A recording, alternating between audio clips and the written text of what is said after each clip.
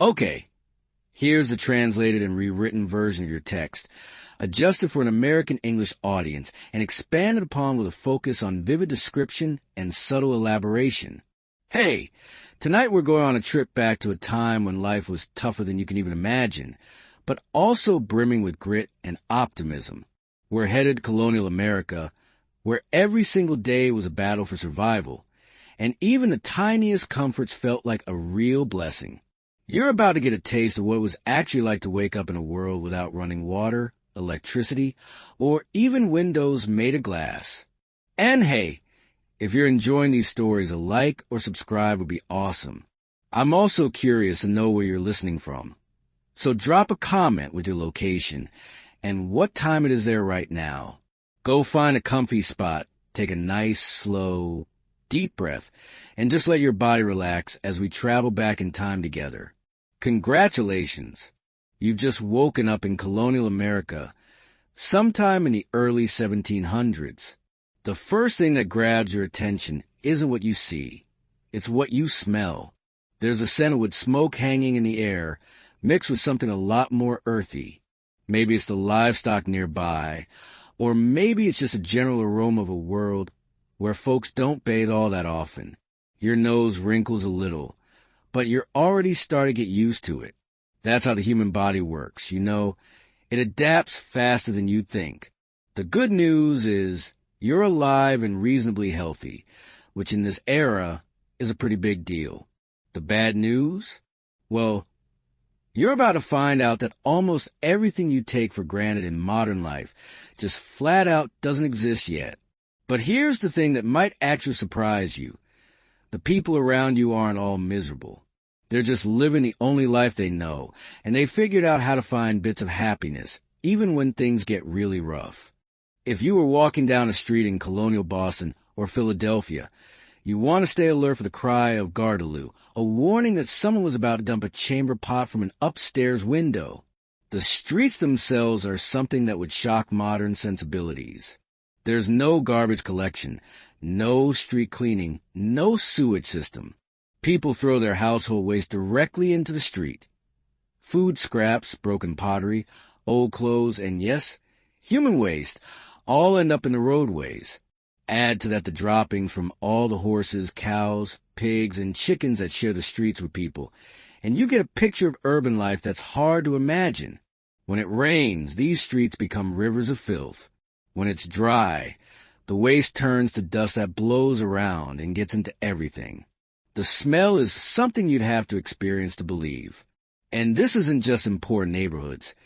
Even the wealthiest parts of colonial cities deal with these same sanitation problems. Given all this, you might think that people in colonial times were constantly trying to get clean.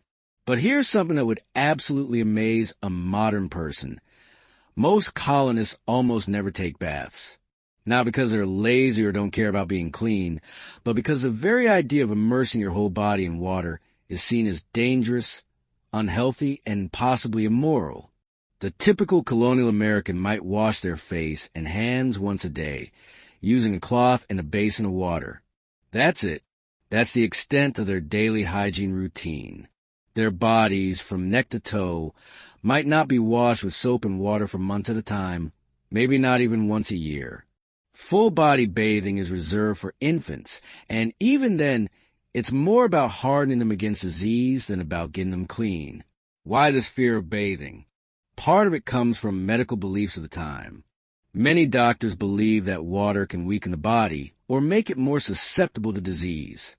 Preparing other meals means constantly stirring the stews and porridges to keep them from burning. Careful attention to roasting meat on spits that have to be turned by hand, and managing multiple pots and pans over a fire that throws off sparks and unpredictable heat.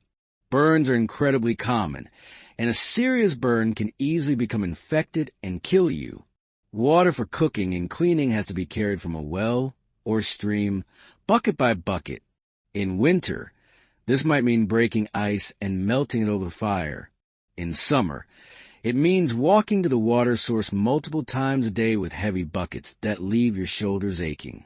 Washing dishes is done with minimal water and harsh soap, and pots are often just scraped clean and wiped out rather than truly washed. The same pot might be used to cook several different foods in sequence, each one picking up flavors from what came before. Laundry is an occasional nightmare that involves heating large quantities of water, scrubbing clothes on washboards with harsh soap, rinsing them in cold water, and wringing them out by hand before hanging them to dry.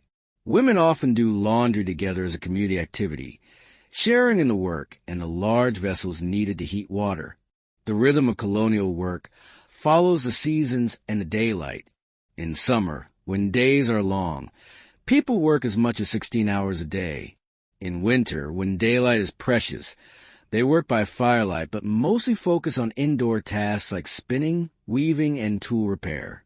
Everyone in the family has essential work to do. Children as young as 5 or 6 have regular chores that contribute to the family's survival. Boys help their fathers with farming and learn skills like carpentry, blacksmithing, or whatever trade the father practices. Girls help their mothers with cooking, cleaning, and textile work, learning the skills they'll need to run their own household someday. There's no such thing as leisure time as modern people understand it. Food preservation becomes a desperate, urgent endeavor. The last vegetables from the garden must be harvested before the killing frost hits. Root vegetables like turnips, carrots, and potatoes are carefully dug up and stored in root cellars, underground chambers that stay cool enough to prevent spoilage but not cold enough to freeze. These cellars are carved out hillsides or dug beneath houses, lined with stones, and covered with thick layers of earth and straw for insulation. The apple harvest brings both celebration and backbreaking work. Apples are one of the few fruits that can be stored for months if kept cool and dry, so every apple matters. Some are eaten fresh, some are dried into thin slices that can be stored in cloth bags, and many are pressed into cider. Cider isn't just a drink. It's a way of preserving the nutrition and calories from apples in liquid form that won't spoil as quickly as fresh fruit. Making cider involves crushing apples in wooden presses that require several strong people to operate. The juice that comes out is golden and sweet, but it doesn't stay that way for long. Without refrigeration, the natural yeast on the apple skins quickly begin fermenting the juice into alcoholic cider. Within a few weeks, what started as sweet apple juice becomes mildly alcoholic, and after several months, it can be quite potent. This fermentation isn't an accident. It's a preservation method. Alcoholic cider keeps much longer than fresh juice, and the alcohol helps kill harmful bacteria that might make people sick. Colonial families drink cider with every meal, including breakfast, and even children drink watered-down versions. It's often safer than water, especially in areas where wells might be contaminated. But despite all their preparations, colonial families live with a constant knowledge that winter might bring disaster in forms they cannot control. Disease spreads more easily when people are crowded together in small, poorly ventilated houses. You're lying on what they call a bed back then, but it's nothing like the mattresses you're used to. It's basically just a wooden frame with ropes stretched crisscross across it, and a thin mattress filled with straw or corn husks on top. The ropes have stretched out overnight, leaving you with a sagged dip right in the middle.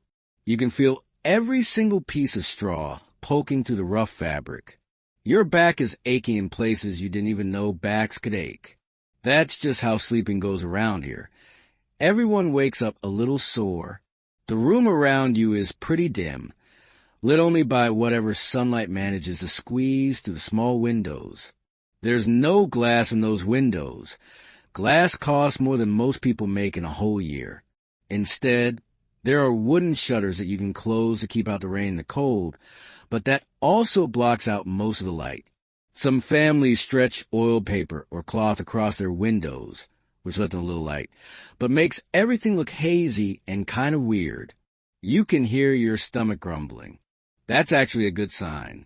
It means you're not one of the many colonists who go to bed hungry. But it also means it's time to get moving, because getting food on the table in colonial America is an all-day job that starts before the sun even comes up.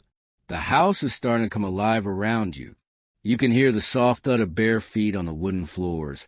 The creaking of floorboards have been settling for decades. Someone's already up and moving, probably the woman of the house, 'cause her day starts the earliest. She's got to get the fire going again because it died down overnight, and without it, there's no way to cook food, heat water, or stay warm. You swing your legs out of bed, and your feet hit the floor with a jolt. The floor is just packed dirt, hard as stone and cold as winter. They think that the natural oils and dirt on your skin actually protect you from illness. The idea that cleanliness prevents disease, something we take for granted, simply hasn't been discovered yet. Religion plays a role, too. Some religious leaders preach that too much attention to the body is vanity, and that suffering through discomfort is good for the soul. The Puritans, who have a huge influence on colonial culture, believe that cleanliness is important for moral reasons, but they mean clean clothes and tidy homes, not clean bodies. There's also the practical matter of heating water. Remember, every drop of water has to be carried by hand and heated over a fire. Heating enough water to fill a bathtub would take hours and use enormous amounts of precious firewood. For most families, it's just not worth the expense and effort. So, what do people smell like? Well, everyone smells pretty much the same, like with smoke, sweat, and the general scent of human bodies that haven't been washed. Clothes are rarely laundered because soap is expensive, and the process of washing clothes is incredibly labor-intensive. Most people own only 1 or 2 sets of clothes, and they wear them until they literally fall apart. The soap that does exist is nothing like what you're familiar with. Colonial soap is made from animal fat and lye, which is created by filtering water through with ashes. The process is dangerous. Lye can burn your skin, and the resulting soap is harsh and caustic. It's primarily used for washing dishes and clothes, not bodies. Using the soap on your skin would leave you red, irritated, and probably with chemical burns. Women's hair is kept covered almost all the time, partly for religious reasons and partly because washing hair is almost impossible. They might brush it and re-braid it, but actually washing it with soap and water is a rare event. Men often keep their hair short or shave their heads completely and wear wigs instead. When the essential work is done, people might have a few minutes to sit by the fire and talk, but there's always something that needs doing. Clothes to mend, tools to repair, food to prepare for the next day. The physical toll of this lifestyle is enormous. People's hands are permanently stained and scarred from their work. Their backs ache from bending over crops and looms. Their feet are tough and callous from walking on rough ground. But they're also incredibly strong and capable, able to do things with their hands that would seem like magic to someone from the modern world. By the time evening arrives and the last light fades from the sky, you've worked harder than most modern people work in a week. Your body is exhausted, your clothes are dirty and sweat-stained, and you smell like woods and honest labor. But you've also contributed something essential to your family's survival, and there's a deep satisfaction in that knowledge that helps ease the ache in your muscles as you finally rest after a day of backbreaking work. You might think all colonists live the same hard life, but colonial America is actually a world divided into very distinct social classes, each with their own daily rhythms, their own challenges, and their own completely different relationship to comfort and survival. Where you fall in the social order determines everything from what you eat for breakfast to whether you'll live in a mansion or a one-room cabin. Let's say you're fortunate enough to be born into the upper class, the wealthy gentry who own large plantations in the South or extensive land holdings in the North. Your morning begins very differently than the farmer's dawn we experienced earlier. Instead of rushing to milk cows and tend fires, you wake up in a bedroom that might actually have glass windows, letting in soft, filtered light that doesn't carry the bite of cold air. Your bed isn't a rope frame with straw. A single sick person can infect an entire family within days, and without effective medical treatment, minor illnesses often become fatal. The medical knowledge available to colonists is a strange mixture of folk wisdom, religious belief, and theories that we now know are completely wrong. When someone gets sick, their family might try remedies passed down through generations. Herbal teas made from willow bark for pain, poultices made from bread and milk for infected wounds, or mixtures of honey and whiskey for coughs and sore throats. Some of these folk remedies actually work. Willow bark contains a compound similar to aspirin, and honey has natural antibacterial properties. Many herbs used in colonial medicine do have real medicinal effects. However, the colonists don't understand why these treatments work, and they are just as likely to try remedies that are useless or even harmful. The few trained doctors available have medical theories that seem bizarre by modern standards. Many believe in the four humors, the idea that illness comes from imbalances between blood, phlegm, yellow bile, and black bile in the body. Treatments often involve trying to rebalance these humors through bloodletting, purging, or other methods that usually make patients sicker rather than better. Bloodletting involves cutting a vein and letting blood flow out into a bowl, based on the theory that many illnesses are caused by having too much blood. Doctors use sharp instruments called lancets to make the cuts, and they might take pints of blood from patients who are already weakened by illness. This treatment sometimes kills people who might have recovered on their own. Purging involves giving patients powerful laxatives or substances that cause vomiting, again based on a theory that illness comes from having too much of something in the body that needs to be expelled. These treatments leave patients dehydrated and exhausted, often making their conditions much worse. Some wealthier families have wood floors, but most people live with floors made of earth that's been pounded down until it's smooth and solid. It's actually surprisingly practical, easy to sweep, and doesn't cost anything to put in.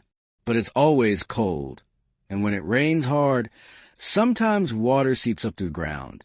The cold hits your body like a slap in the face.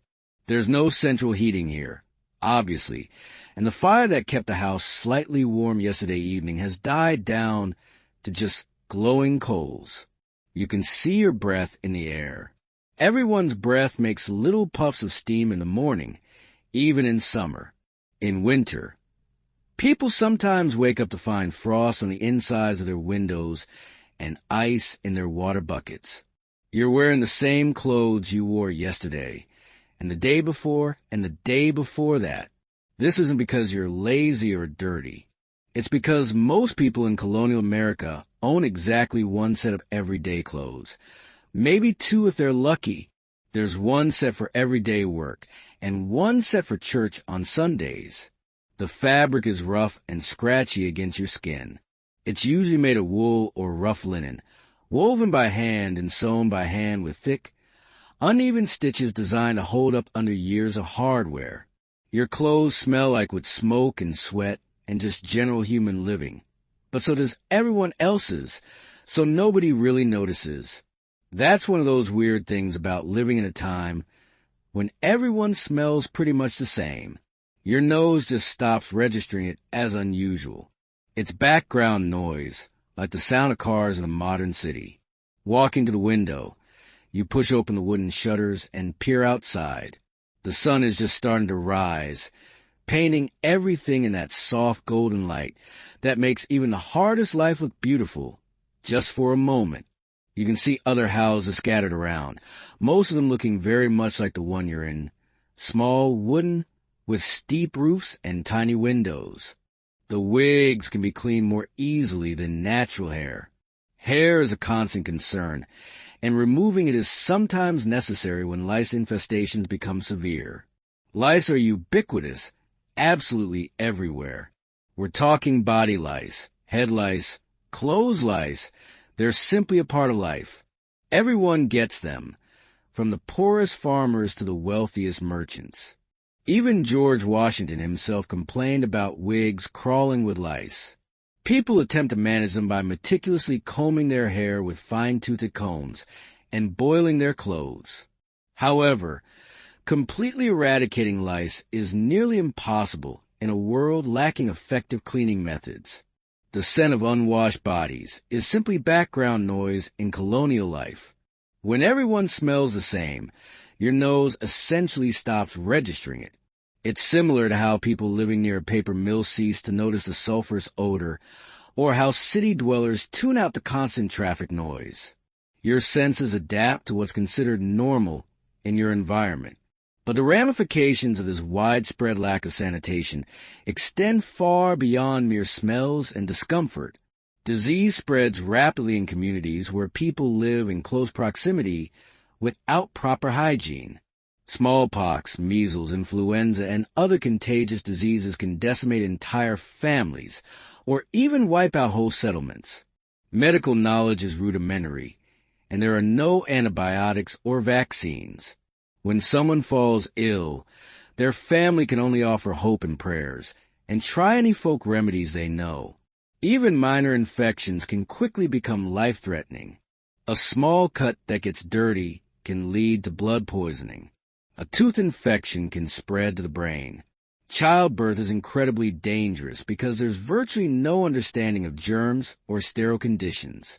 Many women die in childbirth, and those who survive often suffer from chronic infections for the rest of their lives. It's a proper wooden bedstead with a real mattress stuffed with feathers or down. The sheets are made of fine linen, smooth against your skin instead of rough and scratchy. When you wake up, you don't immediately jump into yesterday's clothes. Instead, a servant, possibly an indentured servant or an enslaved person, helps you dress in clothes made from imported fabrics, cut by a skilled tailor and sewn with tiny, precise stitches. If you're a wealthy man, your daily outfit might include a linen shirt with delicate ruffles, a waistcoat made of silk or fine wool, breeches that fit properly instead of hanging loose, and stockings made of silk instead of rough wool. Your shoes have actual buckles made of silver or pewter, and they're designed for walking on wooden floors rather than trudging through muddy fields. Wealthy women wear stays. That's the colonial version of a corset, made with strips of whalebone that shape their torso into a fashionable silhouette of time. Over this goes a chemise of fine linen, then a petticoat, then the actual dress, which might be made of silk imported from China or fine wool from England. The colors are richer and brighter than anything a poor farmer could afford. Deep blues dyed with indigo, vibrant reds from costly cochineal, or elegant blacks that show they can afford to keep dark clothing clean. Both wealthy men and women often wear wigs made from human hair, carefully styled and powdered white. These wigs are expensive status symbols that require professional care. A good wig might cost as much as a poor family makes in a year, and maintaining it properly requires regular visits from a wig maker who cleans it, restyles it, and treats it for the lice that are still a constant problem, even for the wealthy. The wealthy colonial's breakfast is a world away from cornmeal mush. There might be real tea imported from China, served in delicate porcelain cups that cost more than most people's monthly income. When someone needs a tooth pulled, and toothaches are incredibly common because dental care barely exists, they usually have to visit a barber, blacksmith, or other tradesman who has the tools and the willingness to attempt tooth extraction. There's no anesthesia, except possibly alcohol or opium if the family can afford it. The patient sits in a chair while the dentist grips the tooth with metal pliers and tries to pull it out, often breaking it and leaving infected fragments in the jaw. George Washington himself suffered from terrible dental problems throughout his life. Contrary to popular belief, his false teeth weren't made of wood. They were constructed from a combination of metal, ivory, and both human and animal teeth. These dentures were painful to wear and distorted the shape of his face, but they were the best dental care available to even the wealthiest and most powerful man in America. For most colonists, dental care means living with pain until teeth fall out on their own or become so infected that they have to be removed. Many people lose most of their teeth by middle age, which affects not only their appearance, but also their ability to eat properly and maintain adequate nutrition. The danger of infection from even minor injuries cannot be overstated. A small cut that gets dirty can lead to blood poisoning that kills within days. Broken bones that puncture the skin almost always become infected.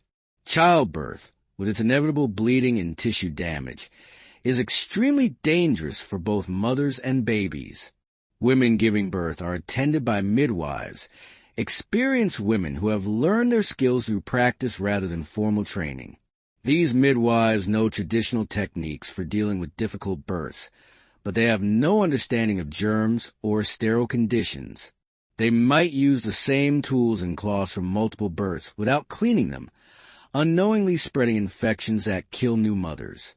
Some are made with a technique called wattle and daub, where thin wooden sticks are woven together like a basket and then covered with a mixture of mud, straw, and animal dung that hardens into surprisingly sturdy walls.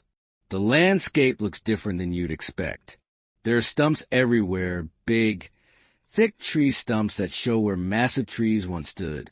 Clearing land for farming is backbreaking work that takes years, and colonists often just cut down trees and leave the stumps to rot rather than spending the enormous effort it takes to dig them out. The fields between the stumps are planted with corn, wheat, or other crops that will hopefully keep everyone fed through the winter. You can see smoke rising from chimneys all around the area. Everyone's starting their day the same way, getting the fire going, because fire is literally life in colonial America. Without fire, you can't cook food, heat water, stay warm, or have light when the sun goes down. Keeping a fire going safely is a skill that can mean the difference between life and death, especially in winter. The sound of chickens clucking and roosters crowing fills the air. Almost every family keeps chickens because eggs and the occasional chicken dinner are crucial sources of protein. You might also hear the lowing of a cow or the snorting of pigs. Animals aren't pets here. They're walking food supplies, and are often kept close to the house where they can be protected from wild animals and thieves. Your stomach rumbles again, louder this time. Time to think about breakfast, though breakfast is a generous term for what you're about to eat. Most colonial families start the day with something called mush, basically a porridge made from cornmeal and water, maybe with a little milk if the cow is producing. If you're lucky, there might be a bit of molasses or honey to sweeten it. But sugar is incredibly expensive, and most families rarely get to taste it. The irony is that people in colonial times often live closer to nature and get more physical exercise than modern people, which, theoretically, should make them healthier. And in some ways it does. They're generally stronger and more physically capable than people today. However, the lack of basic sanitation and medical knowledge means they often die young from diseases that would be easily treatable now. Children are especially vulnerable. It's not uncommon for families to lose half of their children before they even reach adulthood. Parents often don't even name babies until they're several months old because infant mortality is so tragically high. When you visit colonial graveyards, you'll immediately notice the sheer number of tiny headstones marking the graves of children who only live for days or weeks. Despite all of these immense challenges, colonial families developed strategies for coping with the harsh realities of their time. They burned certain herbs to mask odors and hopefully repel insects. They changed their clothes more frequently than they washed their bodies. They keep their living spaces as clean as possible, even if their bodies aren't clean by modern standards. And there's something to be said for the resilience that this lifestyle cultivates. People in colonial times often have incredibly robust immune systems because they're constantly exposed to germs and bacteria. Those who survive childhood are often remarkably hardy and able to withstand conditions that would make modern people seriously ill. The strong community aspect of colonial life also helps people cope with the hardships. When everyone faces the same challenges, there's a powerful sense of shared struggle that brings people together. Neighbors help each other with difficult tasks, share resources during hard times, and provide emotional support when tragedy strikes. Coffee is another luxury import, served with actual sugar, white, refined sugar that's been processed in the Caribbean and shipped north at enormous expense. The food includes fresh bread made from wheat flour instead of coarse cornmeal, butter churned from cream instead of the occasional scraping of fat, and maybe even fresh fruits or preserves made with that precious sugar. The wealthy don't do their own cooking. They have servants or enslaved people who tend the fires, prepare the meals, and serve the food on plates made of pewter or even imported china. The kitchen in a wealthy household might be a separate building to keep cooking smells and fire hazards away from the main house, connected by covered walkways where servants hurry back and forth carrying trays of food. These wealthy colonists live in houses that would amaze someone from the farming class. Multiple rooms, each with specific purpose, a parlor for entertaining guests, a dining room just for eating, separate bedrooms for parents and children, and maybe even a library filled with books imported from Europe. The rooms have wooden floors instead of packed dirt, plaster walls instead of rough logs, and furniture made by skilled craftsmen rather than rough pieces knocked together from whatever was available. But here's something interesting about colonial society. Well, it doesn't necessarily equate to comfort by modern standards. Even the richest colonist still lives without electricity, indoor plumbing, or central heating. They might have servants attend their fires, but they still depend on fireplaces for heat and candles for light. They might eat off fine china, but they still eat with their hands or simple utensils. Their houses might be larger and better built, but they're still cold in winter and stuffy in summer. Infant mortality is heartbreakingly high. Families often lose half their children before they reach adulthood. Parents don't even name babies until they're several months old, because so many die within days or weeks of birth. When you walk through colonial cemeteries, you see row after row of tiny headstones marking the graves of children who lived only briefly. These constant threats to health and survival create a culture where people are deeply religious and fatalistic. They believe that life and death are in God's hands and that suffering is part of His plan. This belief system helps them cope with tragedies that would devastate modern families. The death of children, the loss of spouses in their prime, the constant presence of pain and illness. But colonial life isn't all hardship and suffering. People find ways to create joy and celebration even in the midst of difficulty. Winter evenings, when the day's work is done early because of short daylight hours, become times for storytelling, music, and simple entertainment that brings families and communities together around the fireplace. Families gather to share stories passed down through generations. These might be folk tales brought from Europe, stories about local events and characters, or religious stories from the Bible. The storyteller's voice rises and falls with the flickering flames, creating dramatic shadows on the walls and drawing listeners into worlds of adventure and imagination. Music is a constant presence in colonial life, though the instruments are simple and homemade. A fiddle made by a local craftsman provides music for dancing at community gatherings. Someone might play a wooden flute carved from a piece of maple or beat out rhythms on a drum made from a hollow log with animal skin stretched across the top. Singing is free entertainment that everyone can participate in. The woman of the house is already in the kitchen area, which isn't really a separate room, but just one end of the main room where the big fireplace is. She's building up the fire, feeding small sticks and kindling to the coals that she kept alive overnight. This is skilled work.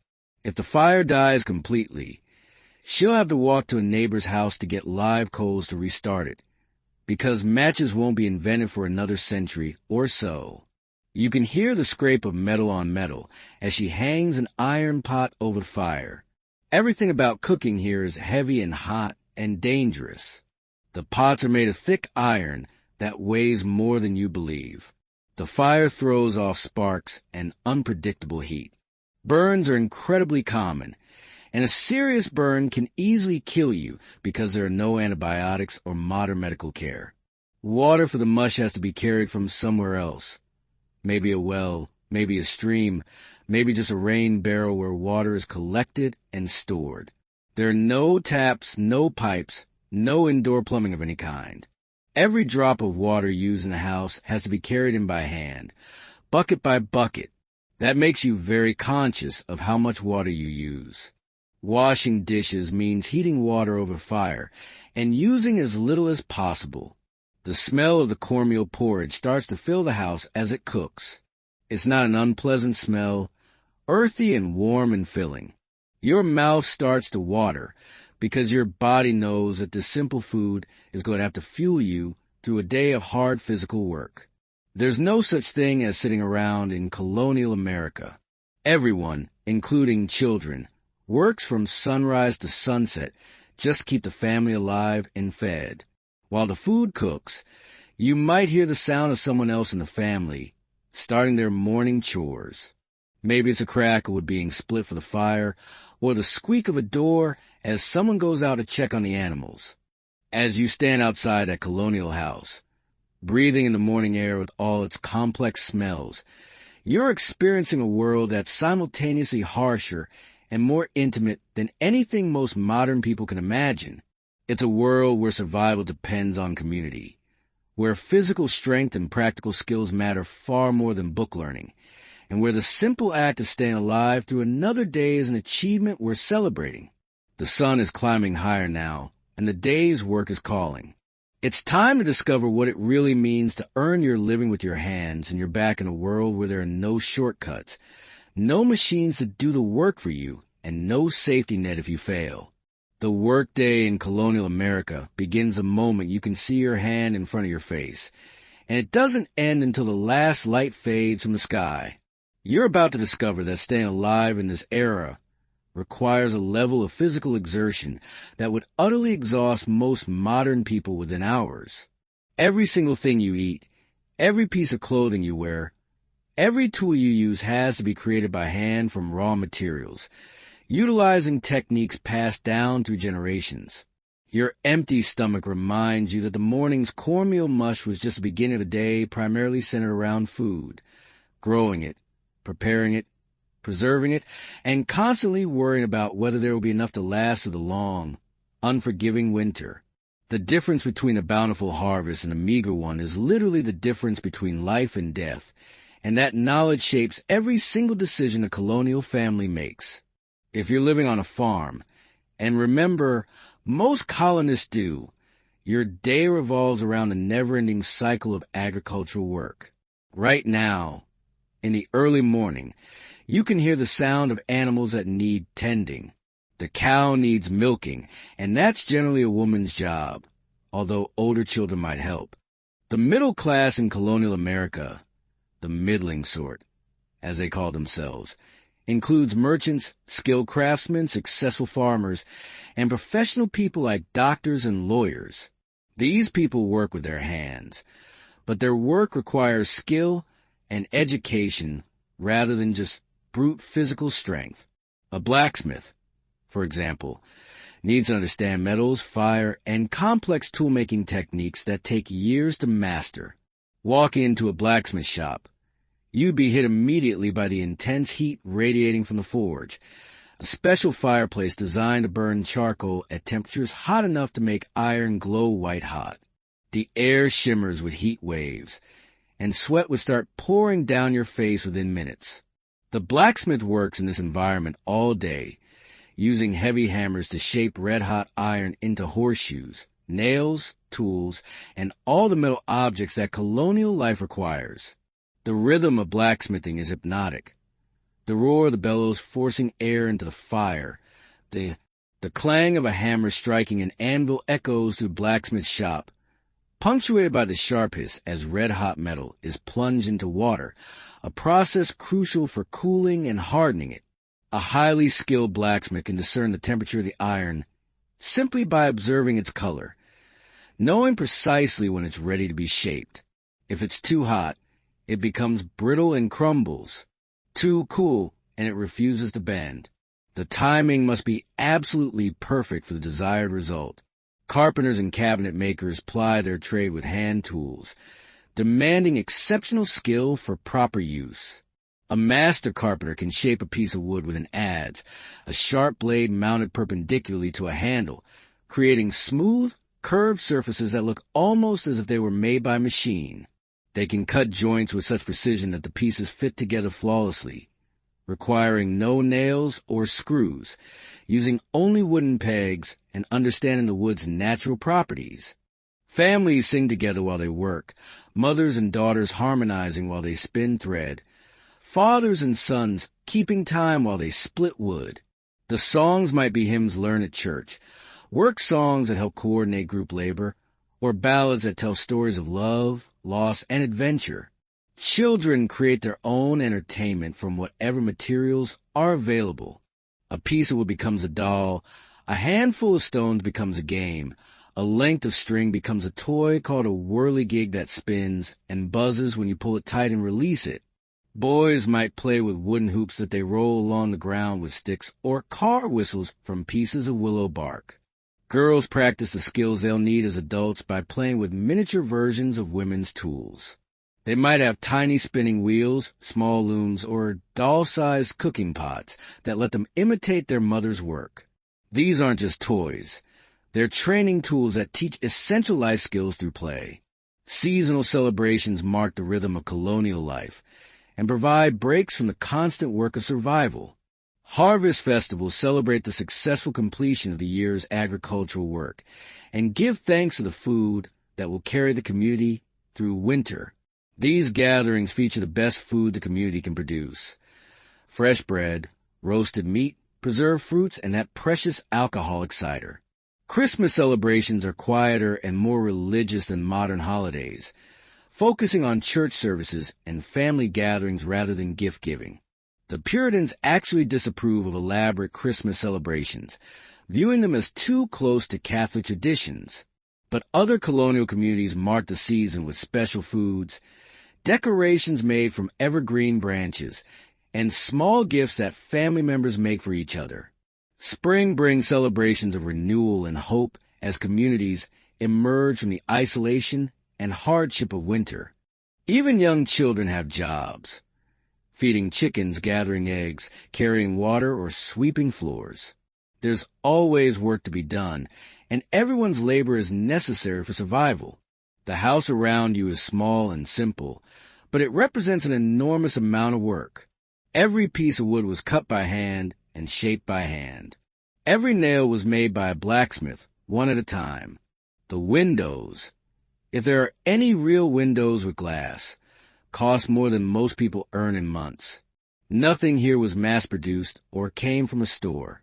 Almost everything was made by the family or traded for with neighbors.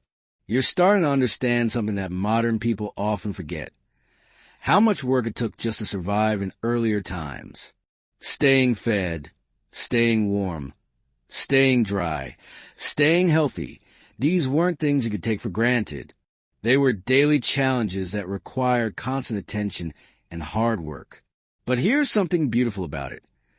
The people around you know how to do things that most modern people have never learned.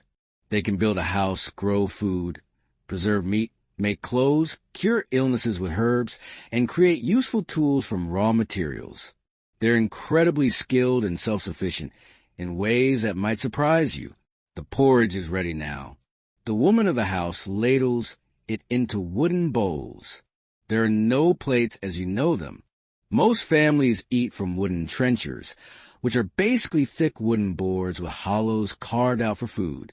Spoons exist, but forks are rare, and knives are mostly for cutting, not eating. Most people eat with their hands or use pieces of bread to scoop up food. The mush is hot and filling, though not particularly flavorful. There's no salt unless the family can afford to buy it. And most seasonings are whatever herbs can be grown locally. But when you're hungry and facing a day of hard work, even plain food tastes good. Milking isn't the simple, serene process you might imagine from idyllic pictures. Cows in colonial times are smaller than modern dairy cows, but they're also significantly more temperamental, and they give considerably less milk. The woman doing the milking sits on a low wooden stool beside the cow, holding a wooden bucket firmly between her knees. Her hands work in a rhythmic pattern she learned as a child. Squeeze, pull, squeeze, pull. Meanwhile, the cow shifts and stamps its feet, and occasionally tries to kick. The milk comes out warm and frothy, and sometimes the cow decides she simply doesn't want to be milked and tries to step in the bucket or knock it over. Getting a gallon of milk might take an hour of patient, skilled work. That milk is precious beyond anything you can imagine. There's no refrigeration, so it has to be used quickly or transformed into something that will keep longer. Some of it might be churned into butter, a laborious process that involves putting cream in a wooden churn and agitating it for what feels like hours until fat separates into solid butter and liquid buttermilk. Your arms would ache terribly from the constant motion of working the churn paddle. Some milk gets made into cheese, which involves heating it gently and then adding something acidic like vinegar to make it curdle. Then, the curds are pressed in cloth to squeeze out the liquid whey. The cheese can be aged in cool cellars to last through the winter months when the cow produces less milk or stops producing altogether. The eggs from the chickens need gathering, too, and this is often a job assigned to children. You'd carry a basket and search through the chicken coop, reaching carefully under hens that might peck your hand if they're feeling protective of their eggs. Chickens in colonial times aren't the plump, docile birds you see on modern farms. They're smaller, scrappier, more like wild birds, and they can be surprisingly aggressive when they want to be. These skilled artisans often reside above or behind their workshops, in homes that reflect their status. Not wealthy, but certainly not poor. The furniture is well made, emphasizing quality and durability over ostentation. Meals are simple and nourishing, satisfying needs without extravagance. Clothing is sturdy and practical, crafted from durable fabrics rather than expensive imported materials. City life in colonial America offers opportunities that are simply unavailable in rural areas, yet it also presents challenges that farm families never encounter. In bustling cities like Boston, New York, or Philadelphia, your day might begin with the resonant sound of church bells marking the hours, the steady rumble of cartwheels on cobblestone streets, and the boisterous calls of street vendors hawking their wares. Cities boast actual streets, a welcome contrast to the mere paths that wind through forests. However, these streets are often narrow, crowded, and virtually impassable during inclement weather. Houses are packed closely together, often sharing walls, making it impossible to escape the smells and sounds of your neighbors. In the summer, the concentration of people and animals creates odors that can be overwhelming, even by the standards of the time. But cities also offer conveniences that rural colonists can only dream of. Actual shops offer a variety of goods, removing the need to make everything yourself. A baker provides fresh bread daily, eliminating the labor of grinding your own grain and tending your own oven.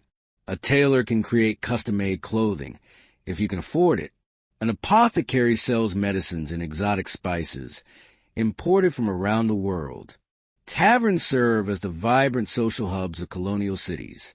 They're more than just places to drink. They're where business is conducted, news is shared, and travelers can find lodging for the night. The first green shoots appearing in gardens are cause for genuine joy.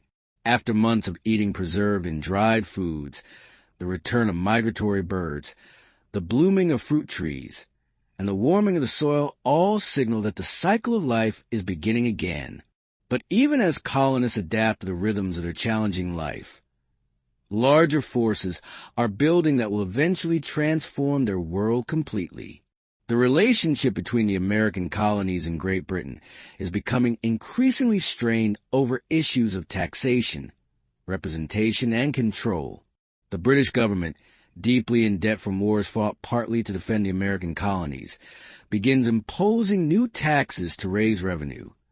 The Sugar Act, the Stamp Act, the Townshend Acts. These measures require colonists to pay taxes on everything from molasses to paper to tea. But the colonists have no representatives in the British Parliament. leading to the famous cry of no taxation without representation. Colonial merchants and craftsmen find their businesses hurt by British policies that favor trade with England over local production. A blacksmith who could make nails for his community is told he must buy more expensive nails shipped from England. A furniture maker who could craft beautiful pieces from local wood is undercut by imported goods that British law favors. These economic pressures combine with a growing sense of American identity that has been developing for generations. Colonists who were born in America, whose parents and grandparents were born in America, begin to think of themselves as Americans rather than British subjects. They've built communities, cleared wilderness, and created a new society through their own labor and sacrifice. The Boston Tea Party of 1773 represents the culmination of years of growing resentment. Your body craves the calories and carbohydrates that will give you energy for the physical labor ahead. As you eat, you start to think about the day ahead. If you're lucky enough to live on a farm, and most colonists do, your day will be spent doing whatever work the season demands. In spring, that might mean plowing fields or planting crops. In summer, it's weeding and tending to growing plants. In fall, it's harvesting and preserving food for winter. In winter, it's maintaining tools, spinning thread, making clothes, and trying to stay warm. The rhythm of life here follows the seasons and the sun. You go to bed when it gets dark because candles are expensive and firelight is dim. You wake up when the sun rises because there's no point lying in bed when there's work to be done. Your schedule is determined by the weather, the crops, and the animals, not by clocks or calendars. Outside, you can hear the sound of other families starting their days, children's voices as they do their morning chores, the thunk of an axe biting into wood, the squeak of a well rope as someone draws water, the sound of a cow being milked. These are the sounds of a community where everyone depends on everyone else's survival, and survival really is the key word here. You're living in a time when a bad harvest means hunger, when a harsh winter means death, when a simple injury can become infected and kill you. There are no hospitals, no grocery stores, no government programs to help when things go wrong. Families and communities have to take care of themselves and each other. But there's also something deeply satisfying about this life, even with all its hardships.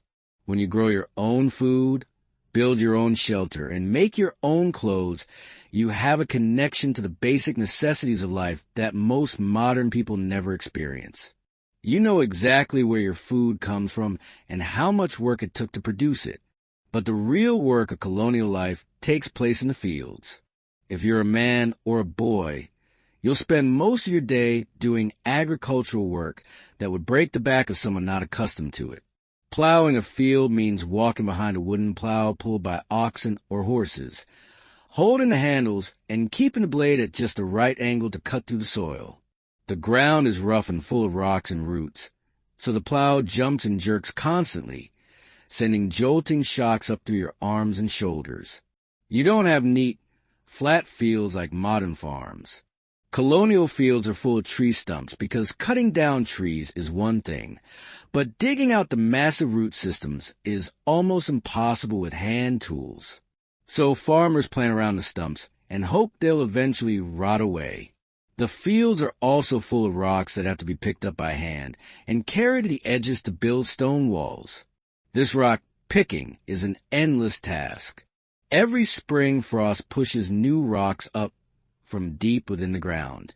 Planting is done entirely by hand, seed by seed. Corn kernels are dropped into holes made with a pointed stick, a few kernels per hole, spaced far enough apart that the plants won't compete with each other. Beans might be planted between the corn rows, so they can climb the corn stalks. Squash grows along the ground between the rows, creating what Native Americans call the Three Sisters. Corn, beans, and squash grown together in a symbiotic system that helps all three plants thrive. The work is rhythmic and, in some ways, mindless, but it also requires constant attention. Plant too shallow, and birds will eat the seeds. Plant too deep and they won't sprout. Space them wrong and the plants will crowd each other out. Every movement has to be precise, and you're doing this for hours at a time, bent over in the hot sun with sweat stinging your eyes and dirt grinding between your teeth.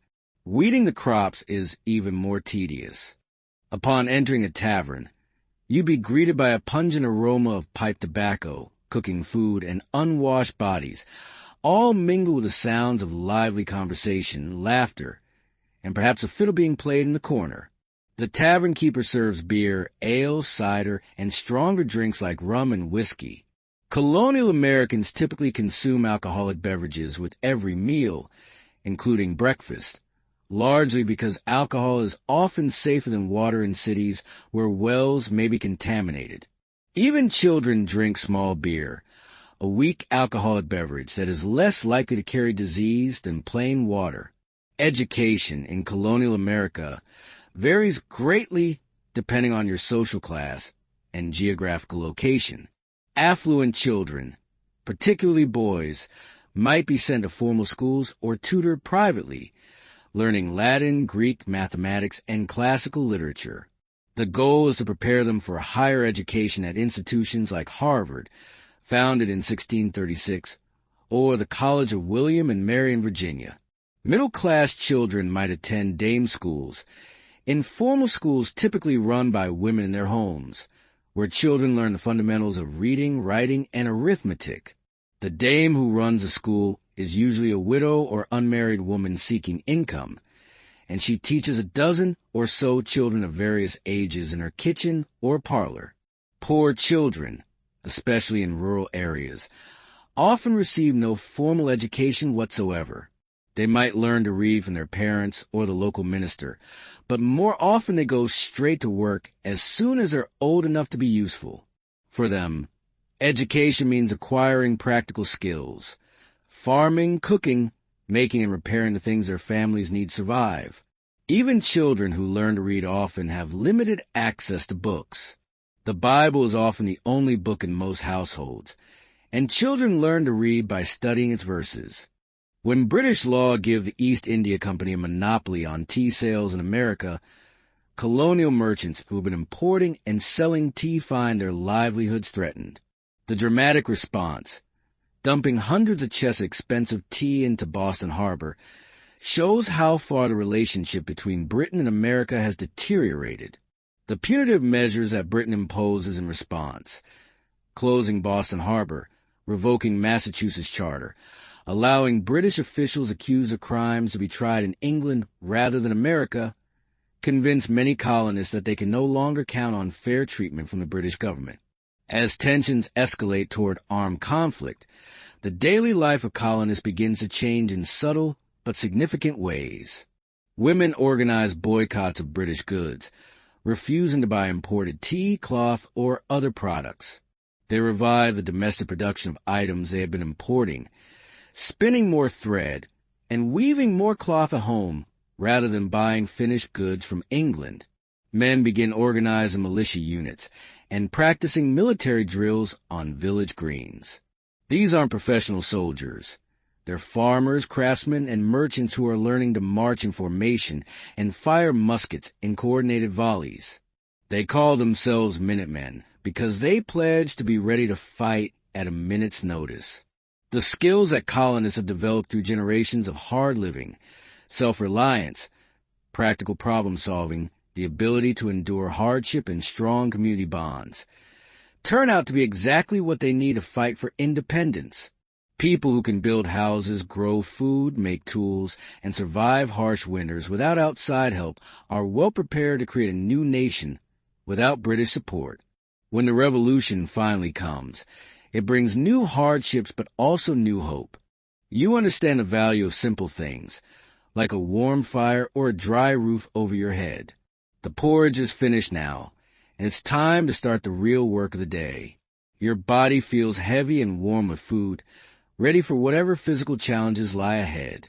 The fire is burning steady and bright, promising warmth and the ability to cook dinner later. The sun is rising higher, bringing light, and the promise of another day survived in this challenging but ultimately rewarding world. You're about to step into a day that will test your strength, your skills, and your endurance, but you're also about to experience the deep satisfaction that comes from using your hands and your back to create something valuable, to contribute to your family's survival, and to be part of a community where everyone's work matters.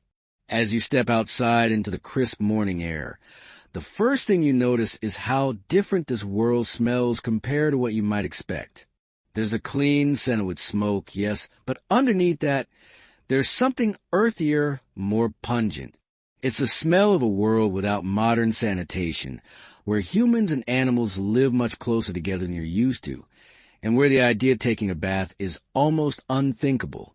The house you just left represents months of backbreaking labor. Every single piece of wood was cut by hand, using saws that had to be sharpened constantly. The walls were built using a technique that would seem almost impossible today. First, the men of the community came together to raise a wooden frame, massive beams of oak or pine that were shaped with hand tools and joined together with wooden pegs and careful carpentry. You can see the marks where broad axes shaped each beam, leaving surfaces that are smooth but obviously handmade. Between those wooden beams, the walls are filled with something called wattle and daub. Picture this. Thin wooden sticks, maybe as thick as your thumb, woven together like a giant basket. Armed with a hoe, a wooden handle with a metal blade, you chop out weeds that grow between the crop plants. This has to be done regularly, all summer long, because weeds grow faster than crops and will choke them out if given the chance. You develop a rhythm. Chop, step, working your way down endless rows while the relentless sun beats down on your back. Harvest time is when everyone in the family works together, from dawn to dusk. Corn has to be picked by hand, ear by ear, and then the kernels have to be removed from the cobs. This is often done as a community activity, with several families gathering together for a corn husking bee.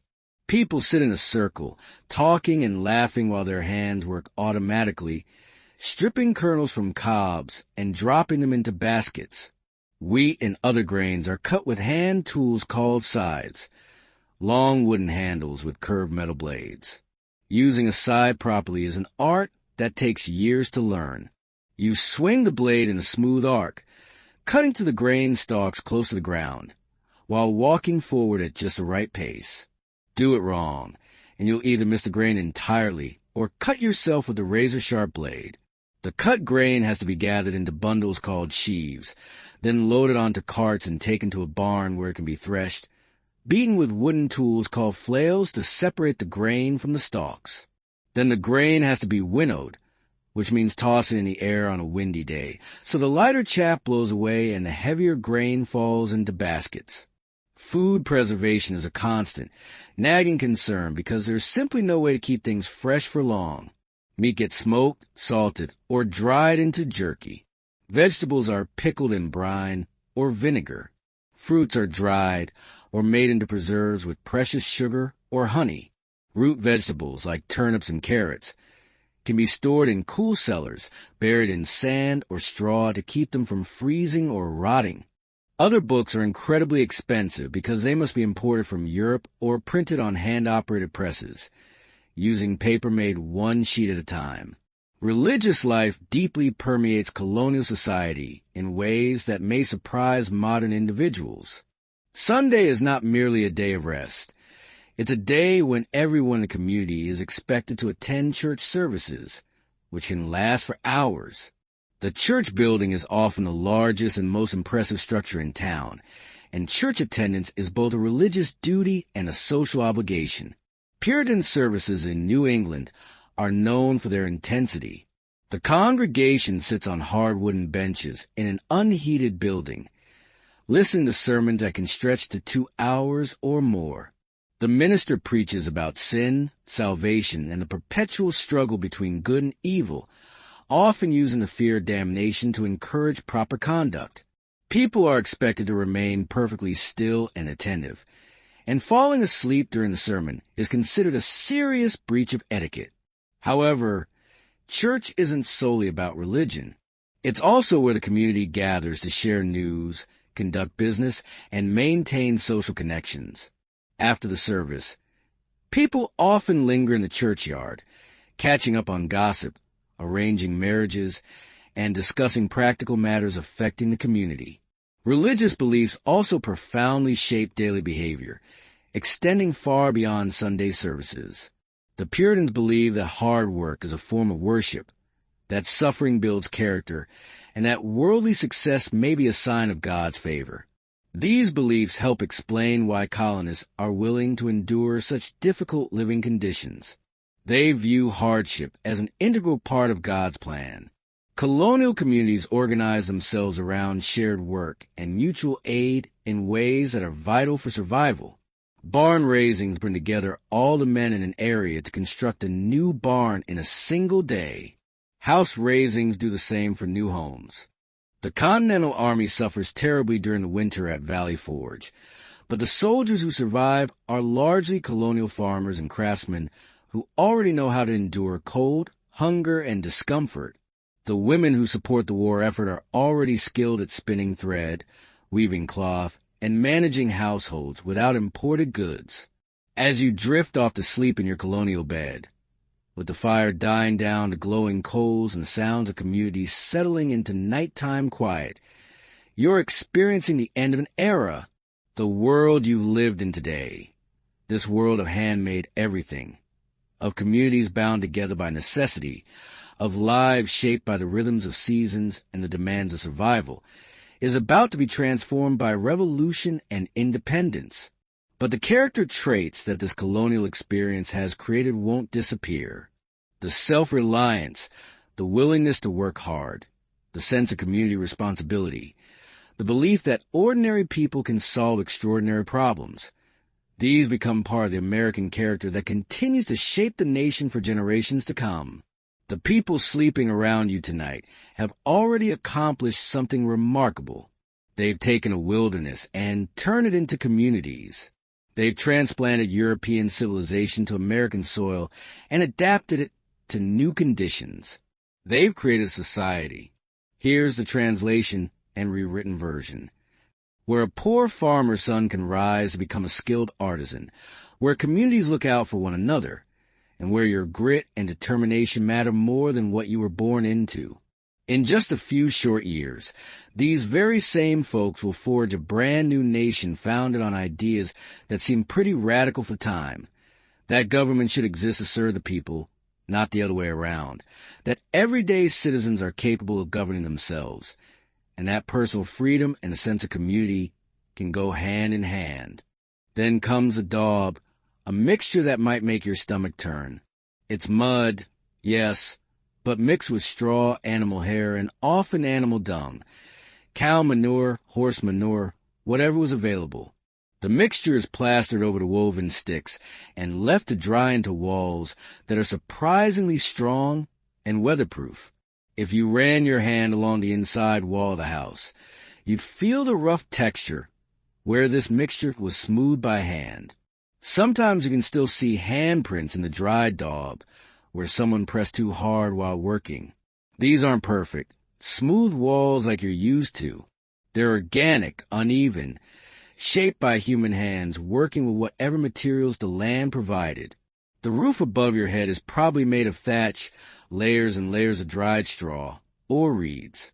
It's woven together so tightly that water runs off instead of soaking through. Building a thatched roof is an art form that takes years to learn. The thatcher starts at the bottom and works up, layering the straw, so that each row overlaps the one below it. When it's done properly, a thatched roof can last for decades and keep a house completely dry, even in the worst storms. But here's something that might surprise you about colonial houses. They're usually just 1 or 2 rooms total. That house you woke up in might be home to a family of 8 or 10 people. Parents, children, grandparents, maybe a servant or 2, all living in a space smaller than many modern bedrooms. Privacy, as you understand it, simply doesn't exist.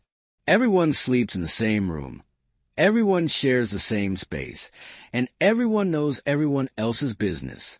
The lack of privacy extends to something that modern people find almost unimaginable. What happens when you need to use the bathroom?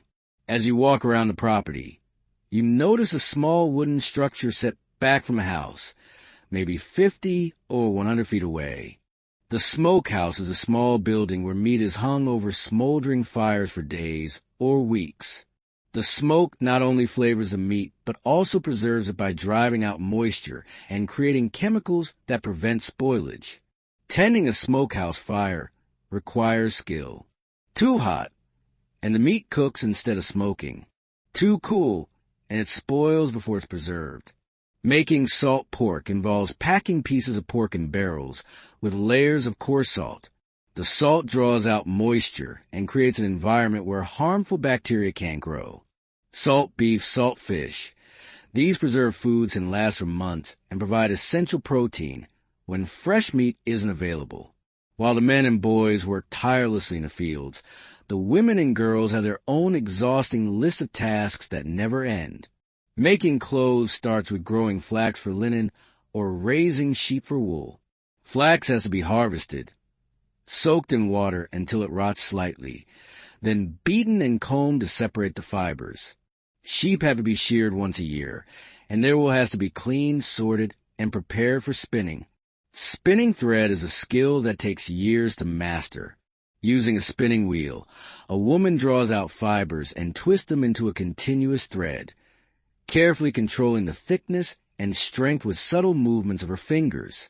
A skilled spinner can produce several hundred yards of thread in a day, but it requires hours of concentrated work. The spinning wheel makes a constant humming sound as the wheel turns, and women often sing or tell stories while they work to help pass the time. The thread then has to be woven into cloth on a loom, a wooden frame that holds parallel threads called a warp, while the weaver passes other threads called a weft back and forth through them. Operating a loom is like playing a musical instrument. Your hands and feet work together in complex patterns, and the rhythm becomes almost hypnotic after a while. These events are part work party, part social gathering, with everyone contributing their labor and skills to help a neighbor. Quilting bees provide women with a chance to socialize while performing essential work. A group of women gather to work on a quilt together, their hands moving in practice patterns while they talk about their families, their communities, and their concerns. The quilts they create aren't just bed covers. They're works of art that represent countless hours of skilled labor and creativity. Corn husking bees transform the tedious work of preparing corn for storage into a social event. Families gather in someone's barn with massive piles of corn waiting to be husked. People sit in circles, talking and laughing, while their hands automatically strip away the husks. There might be music, dancing, and plenty of food to reward the workers. Harvest time brings communities together in ways that highlight their interdependence. When one family's crops are ready, neighbors set aside their own work to help with the harvest. Everyone understands that they'll need the same assistance when their own crops are ready, and that a delay of even a few days can mean the difference between a successful harvest and disaster. The differences among the three colonial regions, New England, the Middle Colonies, and the South, create distinct cultural patterns that profoundly affect daily life. New England, with its rocky soil and harsh winters, develops a culture based on small farms, fishing, and eventually manufacturing. The Middle Colonies, with their fertile soil and mild climate, become the breadbasket that feeds much of colonial America. The South, with its long growing season and rich soil, develops a plantation system based on cash crops like tobacco and rice. These regional differences are evident in everything from the food people eat to the houses they build to the work they perform.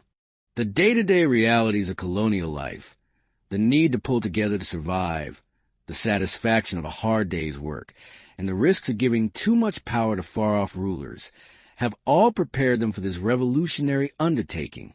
So, as you drift off to sleep, lulled by the peaceful sounds of colonial night, remember that you spent the day walking in the shoes of people who were quietly, unknowingly, getting ready to change the whole world. Their struggles to simply survive, their small acts of cooperation and helping each other out, and the gradual development of a distinctly American way of doing things. All of this was leading towards something bigger than any of them could possibly imagine. Tomorrow morning will bring another day of hard work, another set of challenges and small victories, and another chance to prove that free people are capable of taking care of themselves and each other. And eventually, all those mornings will add up to something truly extraordinary, a new nation built on the solid foundation of everything these colonial Americans learned about life, work, community, and the quiet dignity of ordinary people doing extraordinary things. That's the privy or outhouse, and it's where every member of the family takes care of their most basic biological needs. The outhouse is basically a wooden shed built over a deep hole in the ground. Inside, there's a wooden seat with a hole cut in it, and underneath that hole is a pit that might be 6 or 8 feet deep. There's no toilet paper. That won't be invented for another century. Instead, there might be corn cobs, old rags, or just smooth stones for cleaning yourself. In winter, going to the outhouse means bundling up and trudging through snow and ice for what might be a very unpleasant few minutes. But here's the thing that really shows how different life was. When that pit gets full, someone has to dig a new one and move the outhouse. Imagine that job on a hot summer day. The waste doesn't just disappear. It sits there fermenting and attracting flies and creating smells that would make a modern person sick. And because most colonial settlements are built near water sources like streams or wells, that waste often seeps into the ground and contaminates the drinking water. This contamination is one of the biggest killers in colonial America. Diseases like dysentery, typhoid fever, and cholera spread like wildfire through communities where human waste and drinking water mix. You might remember reading about Valley Forge, where George Washington's army spent that terrible winter. What you might not know is that more of his soldiers died from disease than from cold or hunger.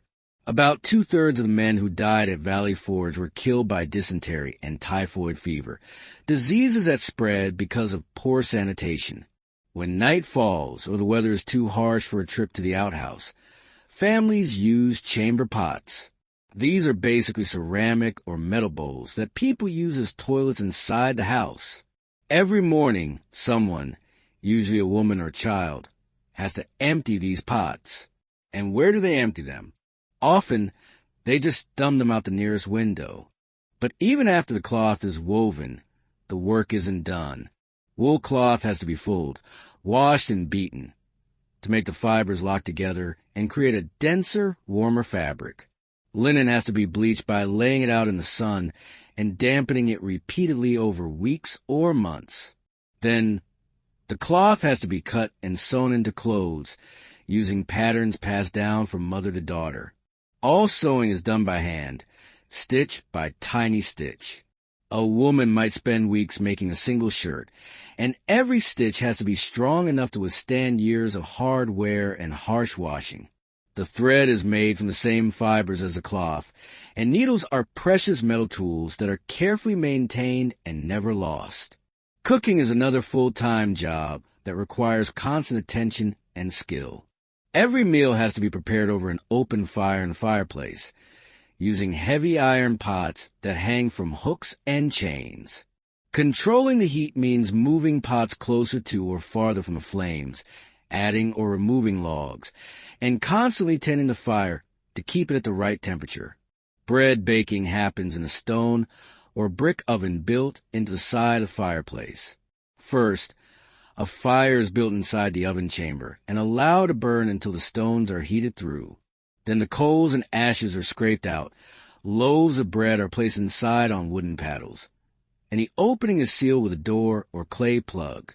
The residual heat from the stones bakes the bread slowly and evenly, but you can only bake when the oven is hot.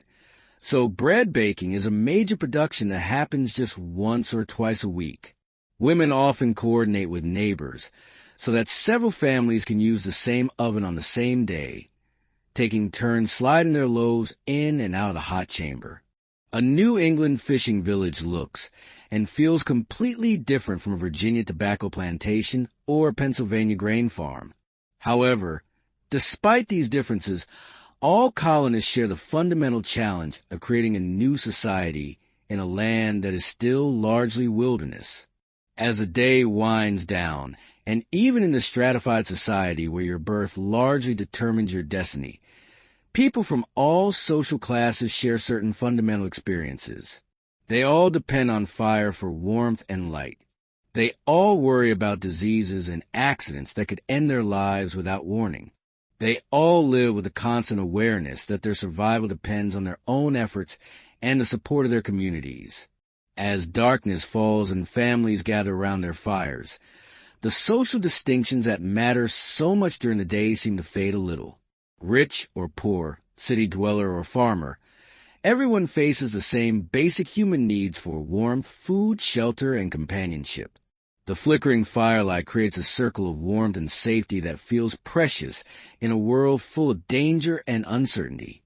As winter settles over your colonial community, the harsh realities of life become even more apparent. But so do the remarkable ways that people adapt, survive, and even find joy in the midst of hardship.